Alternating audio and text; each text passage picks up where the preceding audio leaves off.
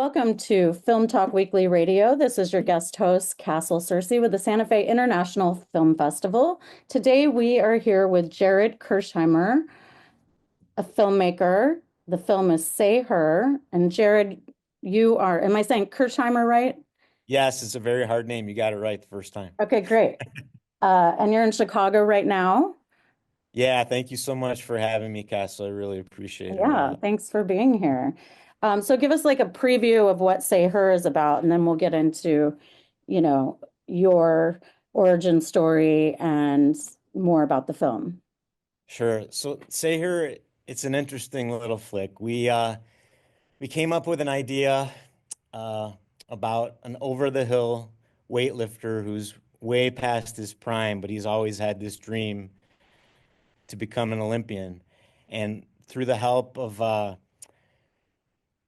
um, a janitor at the gym that he trains. He's very gruff, but he has a heart of gold. And a mysterious woman that he meets because she's intrigued by Clay's odd ways. He has some pretty substantial mental health issues that she finds intriguing. And the two of them converge and enable him to move past this dream that's never going to happen because he's way past his prime and show him a way forward. And he ends up coaching a young girl to the Olympic Games and doing some other cool stuff, kind of paying it forward, all the mentoring help that he got from this gym janitor, which is a really cool relationship. So that's kind of how the story came about. And this is a feature-length film, Yes. and we can't see it yet, though.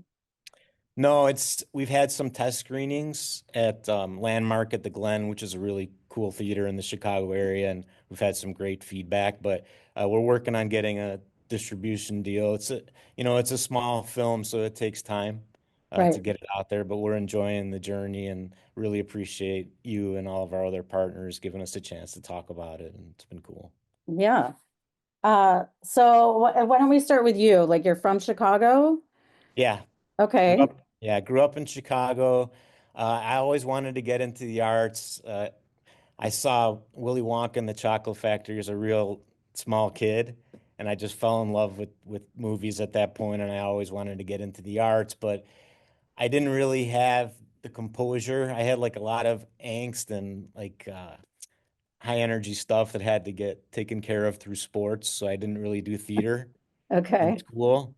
But the bug never left me, and I ended up getting into it a little later, like in my 20s, where I was able to put away a little money from working, and I felt comfortable going out to LA and doing that fun acting thing, which everybody tries to do and thinks they're going to make it in a year. And Hmm. that kind of started it off. But it is funny, I will say this. My mom, I found out when I was 4, she wanted to take me to a Chicago audition for The Shining with Oh, Jack Nicholson. wow. And she bailed at the last minute because she found out it was a horror movie and she hated horror movies. And I told her, I'm like, Mom, you ruined my career. I could have started at 4. Right. Oh Yeah, my that God. was kind of cool. Um, and so your path to being a filmmaker, did you go to college and then you got like you were into civil engineer, I think? Yeah, so Yeah. it's a funny story. So the irony is, I went to a really tough civil engineering program and somehow graduated from that. And I really never liked school at all, even in high school and grade school. I'm just kind of I was a weird kid, and I just love working. So I would go shovel snow and mow lawns, and I liked making money at like 9 years old. And I just wanted to be working, and I had this I did independence. too. I did too. I just wanted to be a grown up and work That's and that's how I was. yeah. But I didn't come from money. My parents struggled and they were always worried about every penny. So I'm like, how is somebody that comes from that going to be able to get right into the industry away? And I needed some, nest egg, a little bit of a nest egg to feel comfortable trying to go out to LA and do this. So I didn't want to go to film school. I really didn't like school at all. And I was worried if I went to film school that I'm still not going to be able to get a job that pays anything for a long, long time. So that's why I chose engineering because it's really stable. There's a ton of work. Even when the economy is horrible, they throw money at construction. So that's what I decided to do as a way to kind of build some cushion so that I could go explore this in my own way, this beautiful industry of film, which I love so much. So I kind of just carved my own path. And And that's how it you is. didn't let the golden handcuffs like trap you. You return No, to and your love. it's It's such a weird hard. it's such a weird thing because I worked really, really hard as an engineer, 7 days a week for most of my career. Oh no. Oh, But I was so motivated to get into film. That's where all that fire came from. I did a good job, of course. I wanted to take care of the clients and serve the public and all those great things. But the fire really was I wanted to make a lot of money so that I can find a way into this film life that I wanted so badly. awesome. Yeah, I mean, a lot of people would lose sight or like, just continue with that career and the stability and the money and everything. So, Yeah, no, thank you. And I really bled like I dreamt of the movies day and night and it never stopped and it burned and burned. So I want kids now or young adults now that have that feeling to know that it can happen eventually. It just takes a long time for some of some of us. yeah, yeah. I mean, you can start a career in film at any time, It's really. true, yeah. Yeah. Uh, at what point did you decide you were like, what was the catalyst to leave? Or did you just have the set plan of when you were going to leave that career and get started? So it's an interesting question. I wasn't really sure. I worked for about 4 years, 7 days a week, building up some money, and not sure when I was gonna leave. And then right at that 4 year point, I really felt like if I didn't go to LA and try to do the acting thing at that moment, I felt like I might miss the boat because it was with time ticking, it's a little easier to break in your 20s than it is in your 50s, even though you can break in your 50s. Sure. So I decided I wanted to leave, but at that time, I still felt like if I needed to go back, I could. I didn't want to go back, but I Hmm. kind of had it in the back of my mind that if I wasn't successful, that I would. And that's what ended up happening. I worked 4 years really hard. I was in LA twice, went to New York once during that 4 year period, just auditioning, making short films, just trying whatever I could to break in.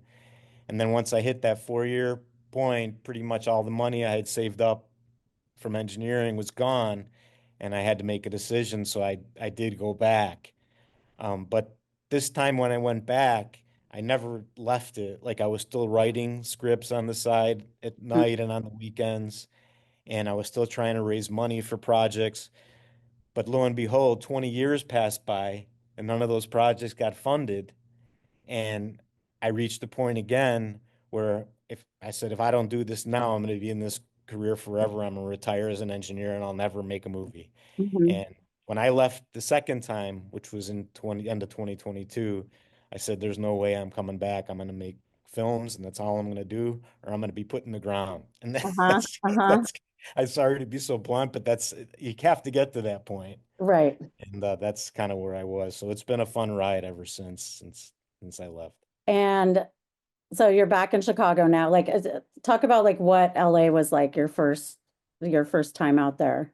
I loved it, and I had a really good attitude, but it's George Gobel.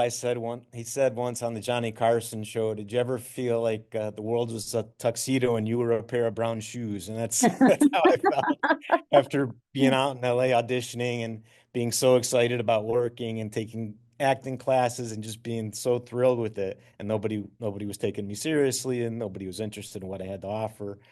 But I still loved it. I ended up leaving uh, LA because I had a cousin in New York where you are now, and he was the senior executive producer of the early show at the time. So I thought he could connect me like with Law and Order, all the spin-offs, and I could Uh-huh. get auditions. So I went out there and tried that, and he wasn't able to do that. He did give me an office, which was Brian Gumbel's office, Oh, so I could send my resumes from there and uh-huh. stuff like that. But he wasn't able to get me an audition. But I was enjoying New York, and I might still be there to this day. But unfortunately, 9/11 happened the Uh, year I was out there, and I had just landed my first feature role right before that, and I don't think that movie ever went because everything kind of shut down. So after that happened, it was horrific. And I think of all the victims and families and first responders and everybody in New York every day because I was there. I was going, yeah. actually, I was on the bus going into the Lincoln Tunnel and they shut us. They Mm. turned us around. So I left because the industry was shut down and I went back to Chicago, made a short film there that I had wanted to make. and ended up going to LA a second time. And I tried as hard as I could, and just didn't happen that time, that round. So I like to say it's a 15 round heavyweight battle that sometimes takes 30 years in my case, which Yeah, is well, difficult. to me, you know, the thing is just trying, like, Yeah, because like so many people just think about it and don't try. So, no. me, anyone out there like trying to make it happen, like eventually it will, and now you have a film to talk about. The Say Her film. Where does the title come from? So it's kind of cool. So the where we shot the movie is a very famous gym actually known throughout the world called Sayre Park, Sayre. And it's produced several Olympians, mainly in the 80s, 90s, and 2000s, and some Olympic coaches that have been some of the best in the sport for Team USA.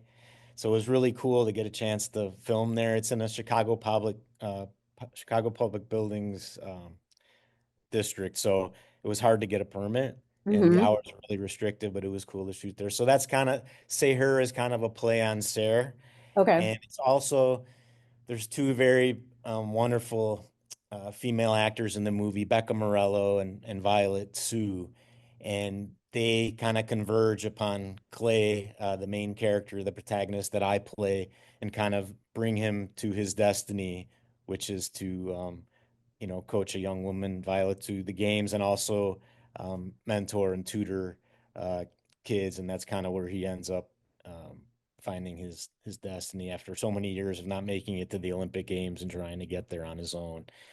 So it's kind of to honor those two characters who uplift him, and also Team USA right now is on track to be the best team in the world, both the men's and the women's, by the 2028 LA Games, our home games, which is really cool.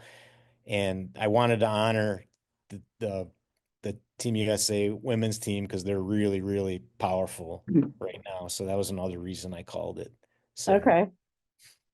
Yeah. Cool. Then did you write the script? Yeah, it's kind of an interesting thing that came about. So I trained at this gym as a kid, and that's Okay. where I fell in love with it, training alongside Olympians and coaches. The coach that I had, who was the head Olympic coach at that time, I wanted to get life rights for his story because he was an FBI agent. Also, at the same time, so he had this really cool clandestine life. Yeah. I thought, and I wanted to make a movie about it, but that kind of fizzled. And then I found a person in New York, actually Buffalo, New York, in 2021 that was making a movie set in the weightlifting world, which I loved so much. And it was kind of a Rocky type story, and I really loved it. And I said, I'm not going to end up making this documentary that I wanted to make on this FBI guy. So let me go and be part of this movie. And that movie tanked at the very last minute due to issues beyond my control, which you and I know happens all the time. Sure. Unfortunately, very tough. But I love the sport so much that I pivoted and turned lemon into lemonade and wrote this story. And that's kind of how the story came about. It came about really quickly, and it's a totally separate story than that Buffalo, New York movie. Uh-huh. Um, but I really love it, and I ended up loving it so much more than the Buffalo movie, which I was ecstatic about. So it's really funny how the twists and turns of the industry get you to where you're supposed to go. Right. A door closes, a window opens, and it's all about attitude. I can tell you have the right attitude for this business. I didn't have it when I was younger. I was pissed. But as I got older, I became more patient and grateful. Right. Grateful. That's the key. Yeah. So is this the first script you've written, a screenplay? Like what?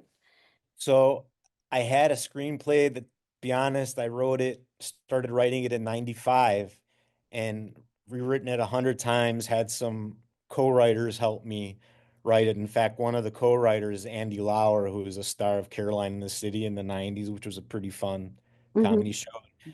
He actually told me the way he learned comedy is he was a server, and he would serve like Milton Berle and Carol Burnett and all these great comedians, and he would listen to their timing as they told jokes. So I Oh, thought that was really cool. It's a wow. little Yeah. sidebar. Anyway, so he helped me, but the movie still hasn't been made. It's like $1 million movie. I can't raise the money. Um, so because I don't have that kind of funds, I kind of took the ideas that I had in that film Mm-hmm. and I pulled them into Say Her. It can Okay. still run independently, but I pulled those ideas from the original concept because what I've really always wanted to make, I wanted to make a movie talking about the plight of at-risk youth in our major cities. And that's a lot of what Say Her is all about. Clay, the character that I play, um, grew up in a very tough situation, as a lot of these youngsters do. And I really wanted to call attention and have kind of a call to action through the film as to what we can do to kind of reach these kids before it's too late and they get into gangs and they get into gun violence and all this crime and this horrible life. It's preventable, but I really wanted to have a call to action through the movie about it by telling the story of Clay and how important it is for one person. A lot of times it's just one mentor. In his case, it was this janitor at the gym who Mm-hmm. just risked everything and devoted his whole life to steering him on the right path. And I want to share that story with the world. And it's not even just a nationwide thing. We're having all these wars all over the world. And if we can reach kids that are suffering and in so much pain before it's too late, I think we can get rid of all this conflict throughout, not just in the United States, but throughout the world. But so that's really where there's a lot of humanity in the movie, and I Mm-hmm. feel like we can reach a lot of people through it, showing that one person shining their good on someone that's struggling and had it really tough can change the world, one Mm-hmm. person at a time. So that's really what I love so much about the movie, and that's really the point of it. And 50% of the earnings go to the Mercy Home in Chicago, right? I read that. Yeah, Mercy, and there's an agency called Chicago Cred, which is really beating back gun violence. It's headed up by Arnie Duncan, who used to be the Secretary of Education under Obama. Okay. And the cool thing is, though, like I have really big ideas about the movie. Of course, going to help them, but I want to be able to help all kinds of agencies like this across the nation and beyond. But in order to do that, we have to get the film out there in a very big way.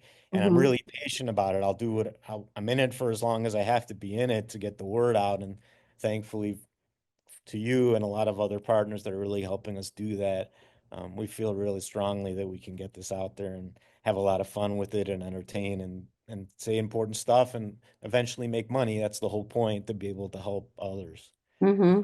Yeah, really excited about that. And at what point did you realize that this population kind of existed or needed help? Like, was it when you spent time at the gym, or like when did this really hit home for you that It, you wanted? yeah, it hit. It's a great question. So, as part of my engineering work, as soon as I got out of school, and even as an intern, I was working in the most disadvantaged neighborhoods in Chicago. So I was seeing gun violence, other violence, Mm-hmm. a lot of mental health issues on the street every day, in areas that weren't invested in.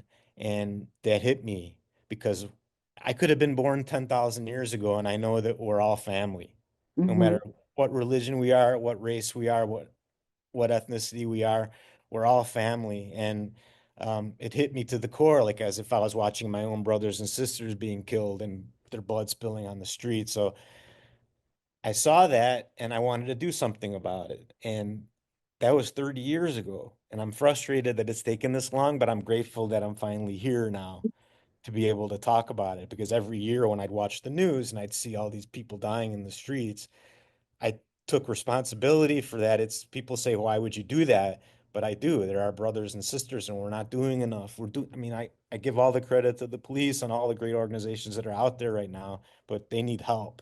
Mm-hmm. And we all need to kind of come together and work together to make sure that it's just doesn't, to me, cities in the United States that are suffering, that there's 1,000 murders every year. It just shouldn't, it just can't be anymore.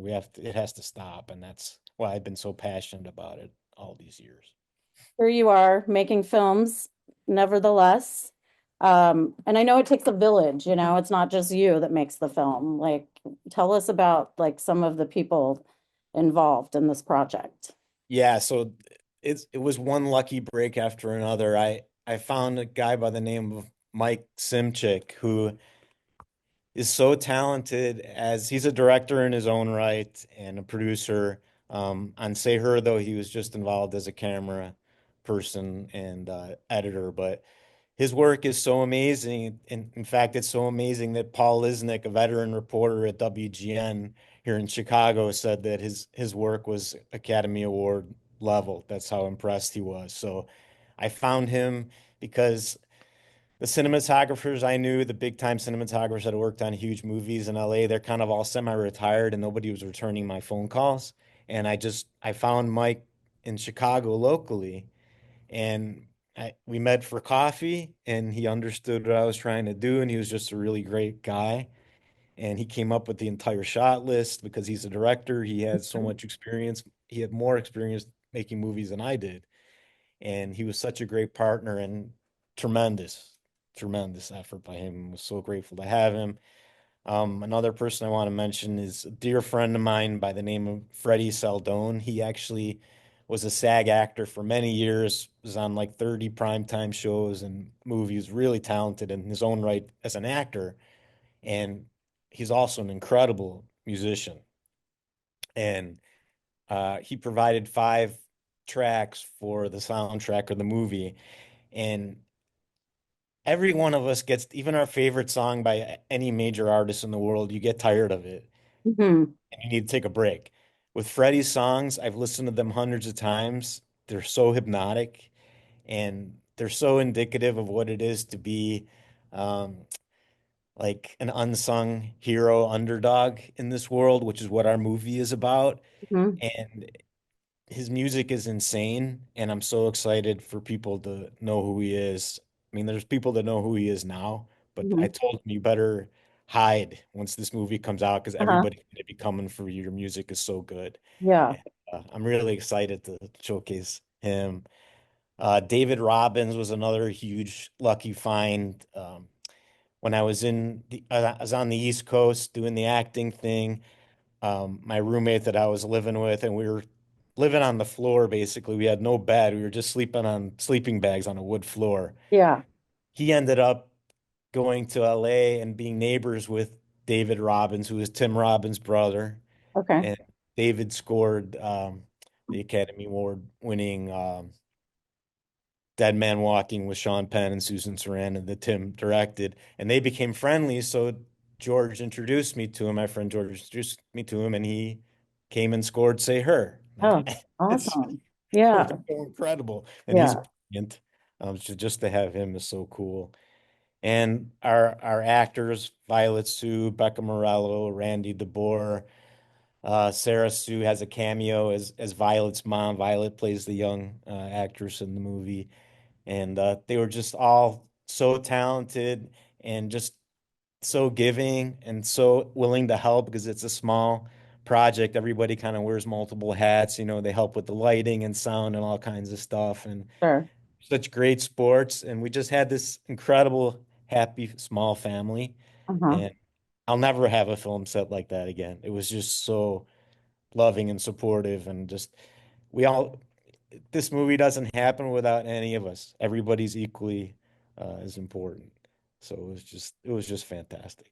Sometimes I love the process of making the movie almost better than like I love the process. Like if there was a thing where you just made the movie but never finished it, which is actually kind of what What I did happened? at one point. I have an unfinished film out there, but um, I love that process so much. Like kind of also like I haven't taken acting classes, but I took improv. I love the class, but maybe not the performing as much.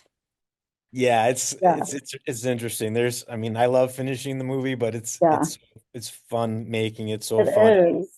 And I also want to mention Lauren Litwin. She's actually at Cannes right now because one of her movies that she worked on is there. And she actually just also was a hair and makeup for a Samuel L. Jackson, Pierce Brosnan movie, Western that's coming out in a couple of Oh, weeks. So she's awesome. But she's an associate producer on the film. And I actually made everyone an associate producer that was on set Huh? because there's no movie without them. Right. And I wanted to honor them with those titles. So she was our hair and makeup and associate producer, and just so cool. And we just had so many talented people from all different walks of life, and how it came together so quickly. It's just destiny because you Yeah, try to sometimes it make does feel like magic or destiny. Like, it. That's what this one felt like, because yeah, this $1 million movie that I still haven't made, I've been trying to make for 30 years. I can't tell you how many times it came together and was so close and then collapsed. It's like a slinky. You yeah. get that, and then it collapses and expands, but yeah, that's how this one went. So it was just so cool. I noticed a common theme in these interviews that I do. I'm interviewing people from all aspects of film and television, and it really comes down to relationships, and you never know if the person you met 10 years ago is gonna pop up again. Yeah, that's what it is. And it's so hard to make connections with. I mean, there's a lot of good people in the world, but there's also in the industry, there's some people looking out for themselves. That's just how it is. But Mhm. it takes time to really connect with those, and it takes time to realize how strong those relationships are. Mhm. Only time gives you that Right. opportunity. It's all about also like being someone that people want to work with. Yes. Yeah. Absolutely. But yeah, such a dream team that we had. And I'm so giddy about every day that I get to do this now and promote them and talk about the movie. So it's so cool. Yeah. Um, what was your budget for this film? The budget, it took $25,000 to get it in the can, Hmm. and then another 25,000 to get it edited and get all the music, Hmm. and legal fees. So 50 is pretty much what it ended up happening. Hmm.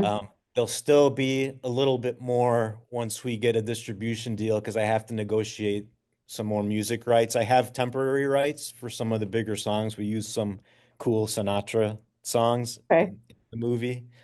Because the reason we did that is Clay, the main character, because of his mental health issues, he never was able to have a girlfriend. So he's pining for this romantic love, and there's no song like a Sinatra song Uh-huh. for that. And also, he's pining for this Olympic dream, which never going to happen. So those songs fit perfectly. So Uh-huh. there'll be a little bit more expenses involved once we get a distribution deal. But 50,000 got us to where we are today, which Yeah. is good. Yeah. I mean, it's totally possible to make films for, you know,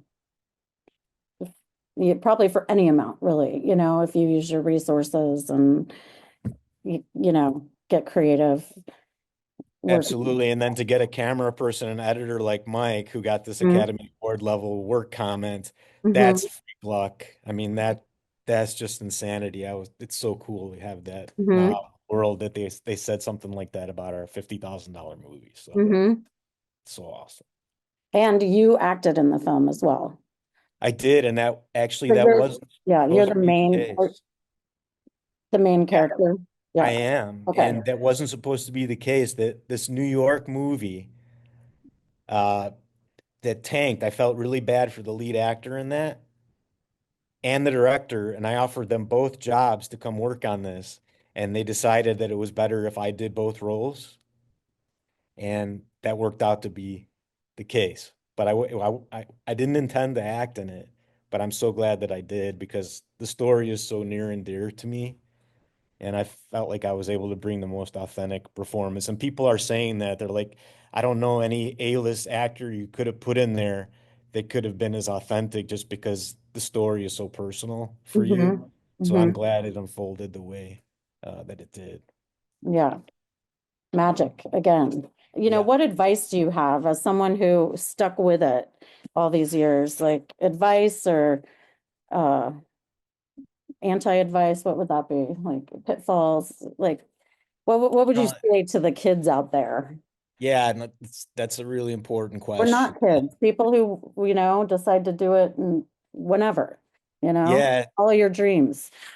right. I mean, you hear a lot of stories of the fortunate ones whose family and friends support them and they're got a great attitude and all that stuff. My situation was not really like that. My parents were saints, wonderful, wonderful people, but the industry scared the living daylights out of them and a lot of other members of the family and friends and stuff like that. Mhm. And it's just important for everybody to know that really wants it and that burns for it day and night. You don't have to explain that to anybody. You and I know what it's like, Yeah. that burning and that love.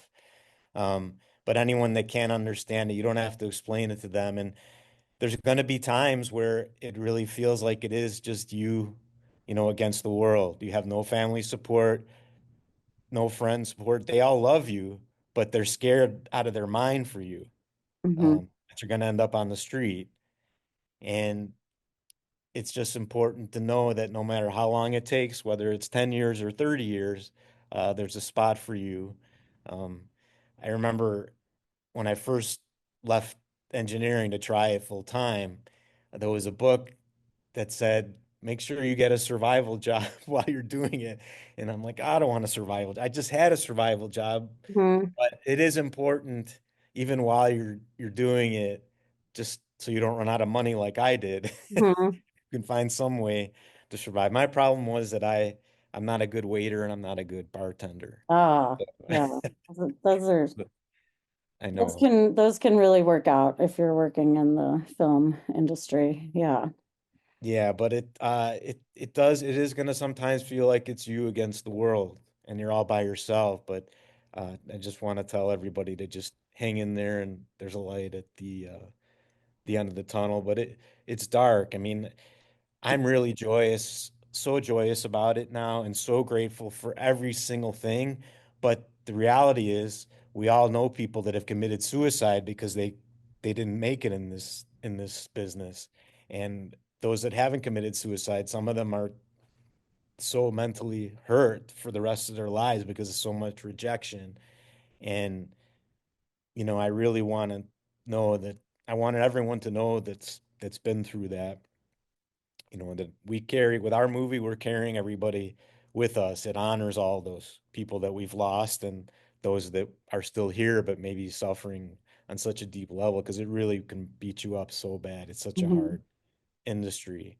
But we carry those folks with us on this movie. We thought about them while we were making it, and we think about them now. Hmm. And it drives us to be successful because we want to show the next generation, that they can do it if they can hang in there long enough, but we understand that it doesn't work out for everyone. And even though it may not have worked out for others, they're making it with us. We're carrying everybody along with us. It's Hmm. really a community project. That's how we feel, extending not just to the at-risk youth community, which we love so much, um, but the entire arts community, because Hmm. we know the struggle is so tough. And that's really joyous for us to know that we're thinking about them Yeah. and honoring them.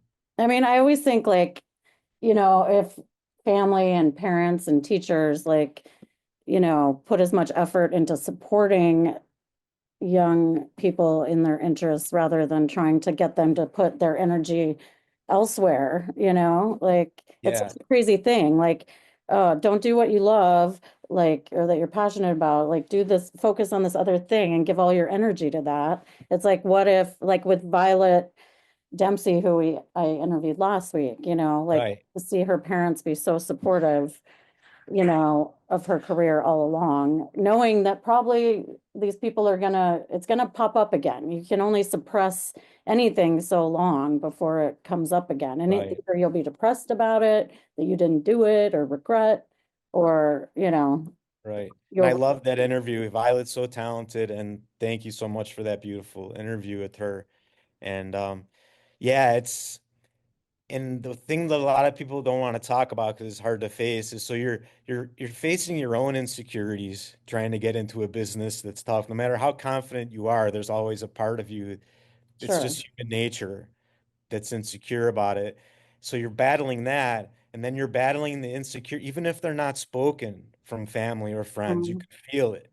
So Yes. it's like you're being surrounded, and it's hard enough to make it with your own insecurities. So I just want people that are going through that to know that you can come out on the other side and have a project done and make your first movie. I've been there, and it sucks and it's hell, but it's heaven once you get to the other side. Yeah. So Just because not everybody talks about that, Yeah. how hard it is. Yeah, I know. Just the comments are usually like, oh, that's great, but think about a backup career, like you can do this on the side while you're pursuing that. But and You, you're right. you've got to like make a living, but it's just assuming that these people would not you know, pay their bills or eat, like Yeah, you'll figure it out. Most creatives are very creative in other ways and we'll figure it out. it's true. And for me personally, I think subconsciously, also the reason I didn't pursue it when I was really young as a kid is because I was really strong-willed, and I think I would have damaged the relationship irreparably with my family. I Hmm. needed to get older and become more mature Hmm. um, before I Interesting. could handle that. That they Hmm. weren't, that they couldn't understand and were scared to death of the industry. So that's Hmm. kind of how I think it unfolded for Hmm. me.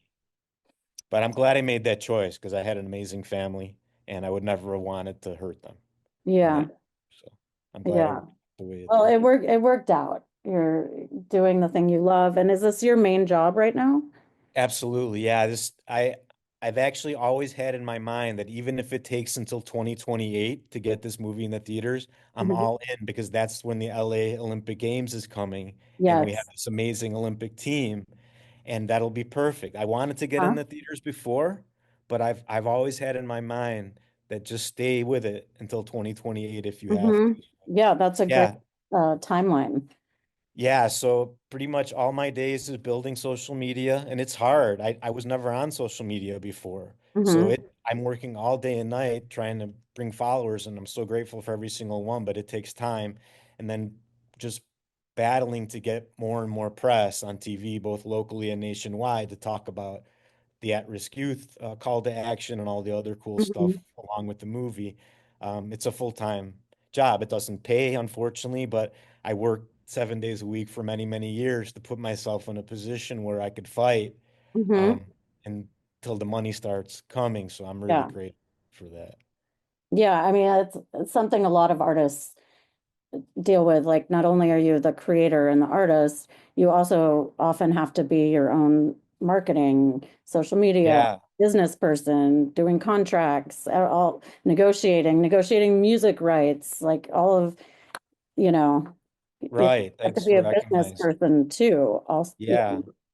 And ultimately, it's easy to blame others. Oh, they didn't get my movie. Oh, it's everybody's fault. It's not. It's our responsibility to show all the joy and love we have in our project and why everybody has to see it. And it's a community, you know, connection. And Mhm. that's our job. If it fails, we can't blame anybody. It's all on us. So I'm really excited for that job and I know we're gonna get it done, no matter how long it takes. Well, I think you have the right attitude, Jared, and I can see your enthusiasm about your film, and I'm excited to see it one day. And I think that's it. We're out of time. This has been Film Talk Weekly Radio. I'm your guest host, Castle, with Santa Fe International Film Festival. Late submissions are June 11th. And today we're here with Jared Kirchheimer, filmmaker. The film is Say Her, at Say Her Film, Sayher Film on Instagram. Any parting words? Just thank you so much for having us and helping us spread the word. And thanks so much to your audience. So grateful to be here. Yeah, excited for your project. Thank you. Thanks, Jared.